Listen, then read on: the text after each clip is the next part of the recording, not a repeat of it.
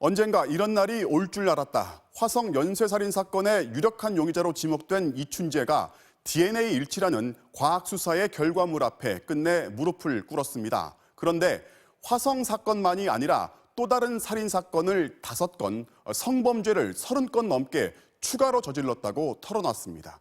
먼저 김하영 기자가 보도합니다. 이춘재가 지금까지 자백한 살인 사건은 모두 14건. 이미 확인된 9차례 화성 연쇄살인 사건을 제외하면 5건은 지금까지 연쇄살인으로 알려지지 않았던 범죄입니다. 경찰은 DNA 감정 결과를 제시한 이후 이춘재가 언젠가 이런 날이 올 줄 알았다며 범행을 자백하기 시작했다고 밝혔습니다.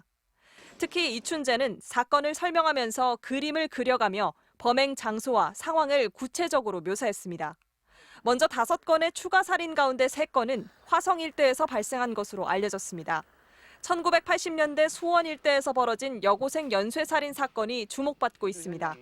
지난 1988년 수원 화서역 주변에서 여고생 1명이 손이 묶여 숨진 채 발견됐고 이듬해 7월에는 오목천동에서 또 다른 여고생의 시신이 발견됐습니다. 두 사건 모두 화성 연쇄살인 사건이 한창 벌어지던 시기에 발생했습니다. 연쇄살인으로 의심됐지만 당시 수사에선 용의자를 찾는 데 실패했습니다. 범행 수법이 나는 화성 사건에 이미 여러 건을 손으로 확인했기 때문에 이는 범행이다라고 확신을 가지고 수사하다 하는 도중에 또 다른 추가 살인 2건은 청주에서 벌어진 것으로 보입니다.